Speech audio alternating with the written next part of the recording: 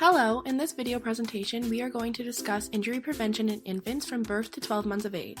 We will cover topics that address common causes of injury in infants and how to minimize or reduce the incidence of injury when caring for your newborn. This video was created by U of A nursing students in collaboration with Family Futures. The main topics we will be discussing in this presentation are sleep safety, creating safe environments, car seat safety, and the importance of managing parental stress and injury prevention. These are common areas where injuries occur in infants. In each section, we will discuss the risks involved and ways to avoid them. Though it is rare, SIDS is the most common cause of infant injury and death for babies between 1 to 12 months of age. It occurs when an infant suddenly dies in their sleep without presentation of warning signs. The cause is still not well understood, and it can happen even if parents are doing everything right. While this can be scary, there are sleep strategies parents can implement to ensure their child is in the safest sleep environment possible.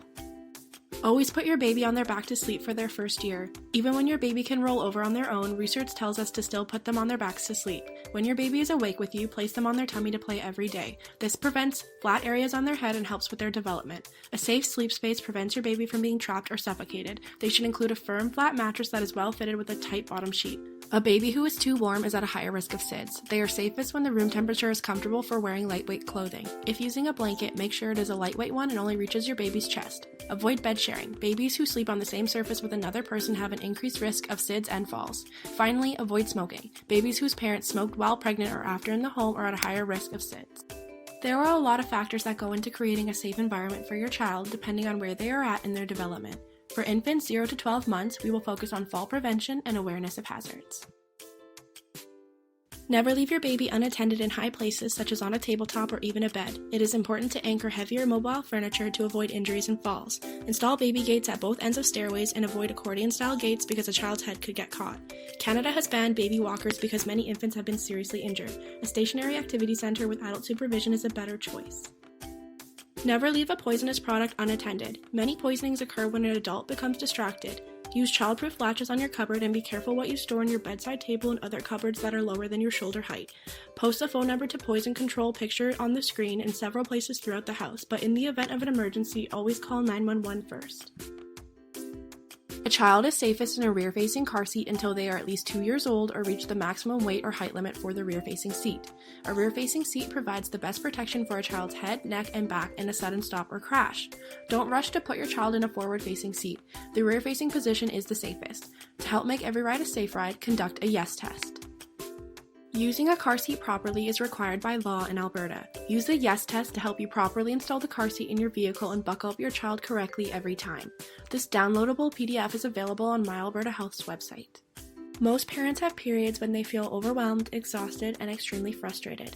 As caregivers, your overall well-being plays a big role in the health of your infant. In this section, we will discuss infant crying, the baby blues, the risk of shaken baby syndrome, and tips to help manage your frustration and anger by learning healthy ways to handle the stress of childcare.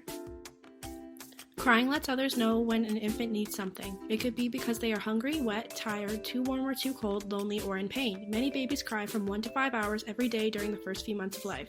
Some babies cry more, and this can be very stressful on caregivers. They will often have different kinds of cries, and caregivers get better at identifying the cause as they bond with their child. Many women get postpartum blues during the first few days after childbirth. Your sense of who you are may have changed throughout your pregnancy and the birth of your baby. You may find that you have mixed feelings about no longer being pregnant and your role as a parent. You may be asked to complete postpartum depression surveys during your initial healthy beginning visits to monitor your coping. Tell your healthcare provider if you have symptoms such as the one listed on the screen. Shaken baby syndrome is brain damage that occurs when a baby is shaken or is slammed against an object when caregivers lose control. Shaking a baby can cause bruising and bleeding to the brain.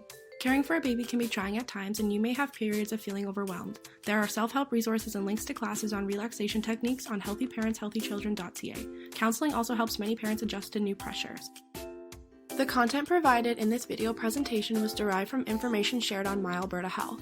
This website has a free-to-access index where parents can search topics of concern and immediately get access to evidence-informed information.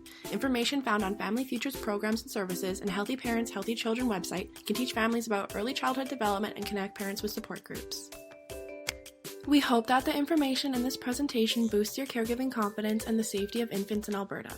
Thank you for watching, and remember to check out our second video on injury prevention in toddlers and young children for more information on how to continue being aware of the risks as your baby grows.